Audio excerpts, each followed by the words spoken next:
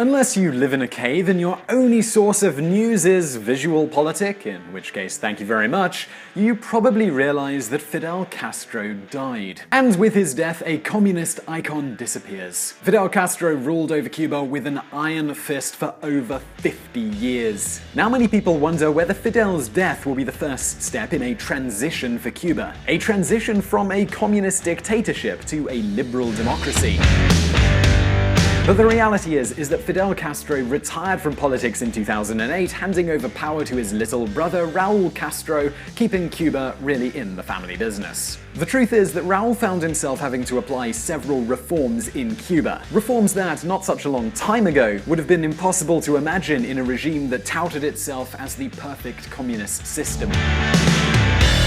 Clearly, Castroism is done, at least the way we know it. No one really knows what will become of Cuba, but one thing is for absolute certain: it's changing. Well, you all asked for a video about Cuba, and you know that here at VisualPolitik we do like to think outside of the box. So in this video we're answering a very important question that we don't believe has been answered yet.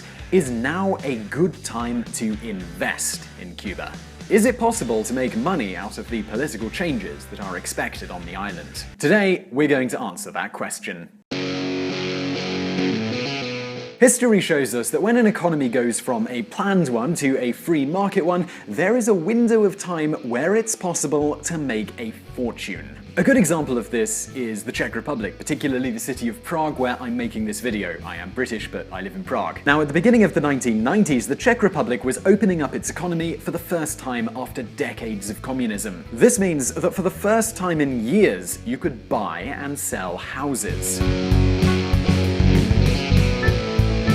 But not only that, since the country was relatively poor, the price of property was very low. This attracted a lot of foreign investors, particularly from the north of Italy. They were buying property for almost no money at all. Then, years later, the Czech economy started growing fast. Foreign companies came and settled down here, tourism grew, and local people started companies. In a short time, the price of houses doubled, and those people who invested early became millionaires.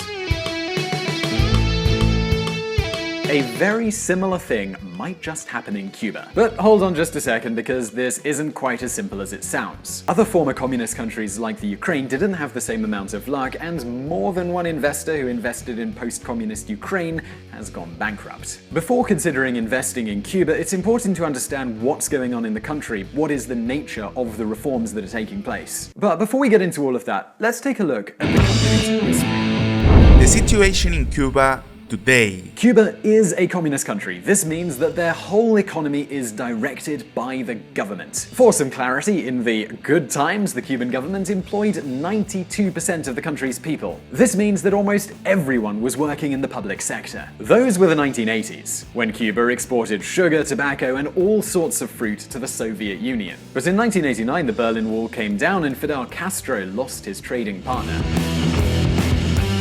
Add to this the US embargo, which forbids American companies from doing any kind of business with the island, and Cuba was practically isolated from the rest of the world. This resulted in a brutal economic crisis that lasted until the year 2000. This was when Hugo Chavez came to power in Venezuela. As you can see in another one of our videos, Venezuela used to be a very oil-rich country. And since Chavez and Castro were such good buddies, Chavez gave a lot of money to Castro.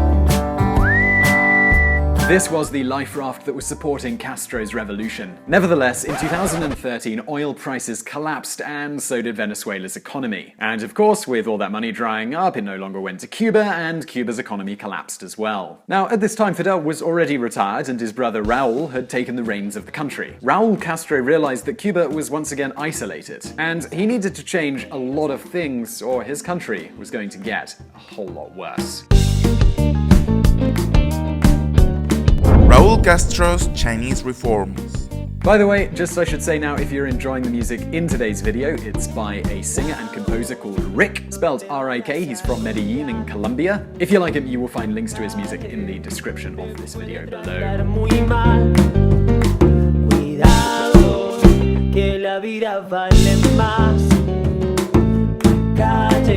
Alright, okay, back to 2013 and Raul Castro announcing a series of reforms in Cuba. The first reform was the legalization of something called the cuentapropistas. This is what we would call a freelancer. And this meant that for the first time, Cubans could start small businesses. Now, there would still be a lot of restrictions. For example, they still couldn't hire anybody and they could only start a business that was one of the types allowed by the government. However, in the 3 years since these became legal, these freelancers have grown to represent 10% of the Cuban workforce. Before, people were afraid of doing anything private because government would take it away from them. But now, the government trusts the cuentapropistas because they are the future. But do hold on a moment, because there is more. In fact, Raul Castro seems to be following the Chinese Communist Party's playbook, which, by the way, is going to be the topic of another video which we're going to be launching very soon. Actually, in a very Deng Xiaoping style, Raul Castro has created his very own special economic zone. This is the so-called Mariel Development Zone. So, well, what does this mean? Well, inside this zone, foreign companies are allowed to start businesses, they're allowed to hire local people, and they're able to trade with less restrictions that exist in the rest of Cuba.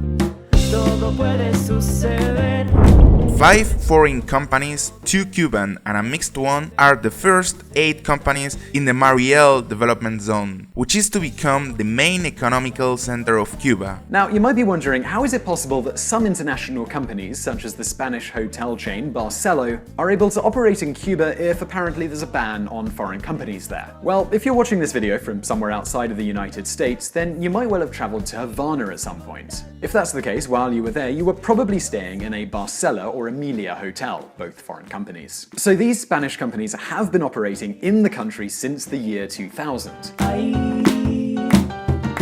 But the truth is, in order to establish themselves on the islands, both of these companies had to partner with the Cuban government. This means that the hotels are owned by the local government, but the hotel chains have a license to operate them and they get a share of the profits. So until now, it was impossible to start a company in Cuba unless you were in partnership with the government. So the creation of this special economic zone does show a clear trend, a trend that China saw in the 1990s. Further to this, there is a freeing up going on in the housing market. In just 2 years, over 40,000 new homes have been sold in Cuba. Now, this doesn't exactly mean that Cubans have private property, and the transactions do come with 1,000 restrictions, but it does highlight that there is a trend going on in the country.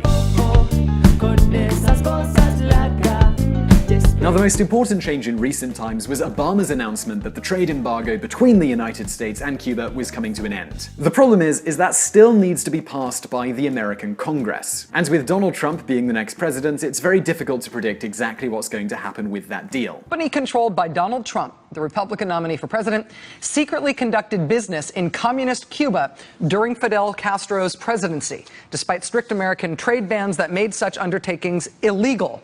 That's according to interviews with former Trump executives, internal company records, and court filings.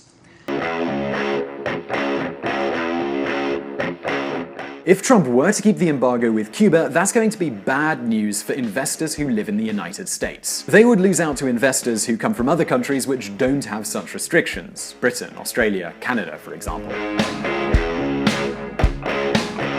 But hold on a second, because there's still no guarantee that Cuba's going to become some sort of free market paradise, especially not overnight. It's not really clear that even if you were legally allowed to invest in Cuba, whether that's a good idea or not. In fact, there are 2 potential scenarios that could play out here. One option is that they follow the model of Czechoslovakia, which is now 2 countries, the Czech Republic and Slovakia, or it's possible they follow the example of the Ukraine. Now, let's have a look at these 2 very different examples. Czechoslovakia versus Ukraine. In 1990, both Czechoslovakia and the Ukraine abandoned the communist-based system. But there is a really big difference here. The Czechs had a revolution called the Velvet Revolution to overthrow their dictator. And the new government, led by this guy on the screen now called Václav Havel, he sent home the old guard who had been ruling the country. Meanwhile, over in the Ukraine, despite the fact that they'd got their political independence, they kept the same old political elite.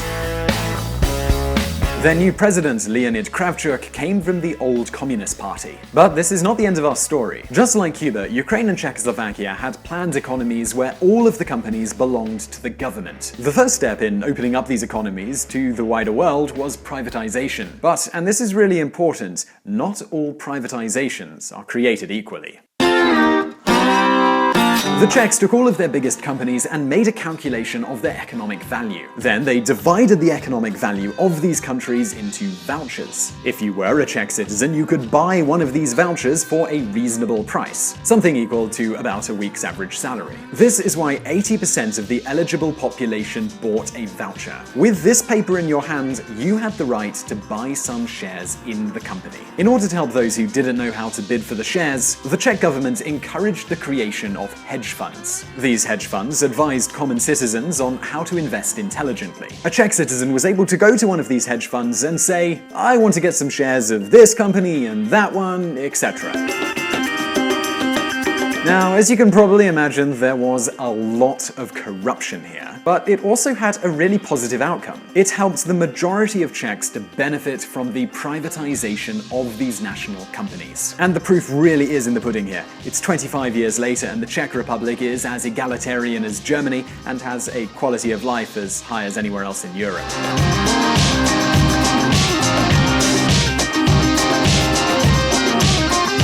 But the story in Ukraine, that's a different matter. Now, the Ukraine did also sell these vouchers to their citizens. If you were a Ukrainian citizen, you could bid for a voucher and eventually you were able to use this voucher to buy some shares. But the reality of the matter is that the government never got around to arranging those auctions. It only really happens with the smallest and worst of Ukraine's companies. And the Ukrainians were left waiting for years. They had their vouchers in hand, but they weren't able to do anything useful with them. And unfortunately, during this same time, Ukraine was also suffering from record inflation. When purchased, these vouchers would cost $1,500 American, but some years later, they were being exchanged on the black market for as little as $10 US. So the average Ukrainian would be sitting at home and an oligarch would come knocking. And he'd say something like, "Whoa, what are you going to do with that voucher? It's never going to be worth anything to you. Tell you what, you give it to me and I'll give you some money that you can actually use." And surprise, surprise, soon enough all of the vouchers were in the hands of the oligarchs. And there's no prizes for guessing here, but yes, the oligarchs did have some pretty close connections to the government, who then decided to auction off all of those companies. The outcome, only those companies that were interesting to the oligarchs were sold, and that is why Ukraine still has to go through some privatizations. But the most important thing to bear in mind here is that in present-day Ukraine, 85% of the country's wealth is in the hands of the 50 wealthiest oligarchs. The result is no political stability and a horrific environment for investing. Oh, and that's not to mention the whole war with Russia thing. So if an investor had bought a property in Kiev 10 years ago, they might just be banging their head against the wall right about now. Alright, so let's go back to Cuba. Here we have some things that resemble Czechoslovakia, and we have some things that resemble Ukraine. For example, in the US you have 2 million Cubans living. This represents 20% of the entire Cuban population. These Cuban Americans have been educated in a democratic system, and this could help build good democratic institutions in Cuba. If this does show itself to be the case, then Cuba could become a place with rule of law, civil rights, and many opportunities for Cubans to lift themselves out of poverty. So now that we've given you the rundown on Cuba and shared our opinion, we would love to know yours. What do you think is going to happen in Cuba? Do you think they'll follow the path of the Czech Republic or the path of Ukraine? Please let us know in the comments below. And also don't forget that we put out brand new videos every Monday and Thursday, so don't forget to subscribe to make sure that you get all of those videos. Also, if you enjoyed this video, please give it a thumbs up below, and I'll see you next time.